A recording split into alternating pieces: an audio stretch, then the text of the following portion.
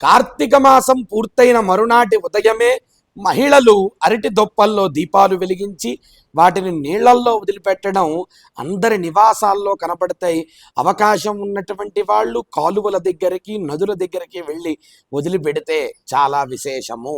దాదాపుగా ఈ 30 రోజులు ప్రతిరోజు ప్రాతకాలంలో స్నానాలు చేసి దేవాలయాలకు వెళ్ళి దీపాలు వెలిగించి వస్తారు. ఈ సంవత్సరమంతా దీపాలు పెట్టలేని వారు కనీసం చివరి నాడైనా ఆ 365 ఒత్తుల కట్ట వెలిగించి ఆ దోషాన్ని పోగొట్టమని అభ్యర్థిస్తారు.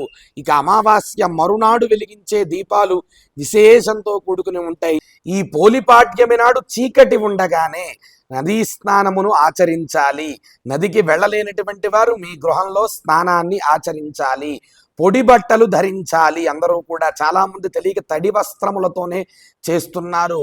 పొడి వస్త్రములు, శుచిగా ఉండేటువంటి వస్త్రములు ధరించి నదీ తీరం ముందు ముగ్గును పెట్టుకోవాలి. లేదా మన ఇంట్లో ఉన్నటువంటి తులసి కోట ముందు ముగ్గు పెట్టుకుని ముందుగా విఘ్నేశ్వరుణ్ణి పూజించి తర్వాత గౌరీదేవిని కూడా ఆరాధించి మన ఇంట్లో ఉండేటువంటి పెద్ద స్టీలు పళ్ళెము కానీ లేదా ఇత్తడి బళ్ళెము కానీ బేసన కానీ ఏర్పాటు చేసుకుని అందులో నీళ్లు పోసి ఆ అరటి డొప్పల్లో దీపాలు ఉంచి దీపలక్ష్మి పూజ చేసి ఆ దీపాన్ని అందులో వదలవలెను.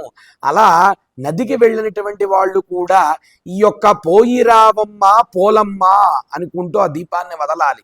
వదిలేటప్పుడు ఆ యొక్క కథని ఒక్కసారి మనం గుర్తు చేసుకుని ఆ కథ విని ఆ దీపాలన్నింటినీ కూడా అలా పోయిరావమ్మ పోలమ్మ అంటూ ఆ ప్రవాహములో విడిచి నమస్కరించాలి. గృహంలో ఉన్నటువంటి వాళ్ళు ఆ దీపాలు అందులో పెట్టి పోయిరావమ్మ పోలమ్మ అంటూ నమస్కారం చెయ్యాలి. అలా వదిలిన తరువాత ఈశ్వర దర్శనంతో ఈ కార్తీక మాసం అందరికీ కూడా పరిసమాప్తి అవుతుంది. ఈ పోలి గురించి అద్భుతమైనటువంటి కథ ఉన్నది. మనం దాని గురించి తర్వాత తెలుసుకుందాం.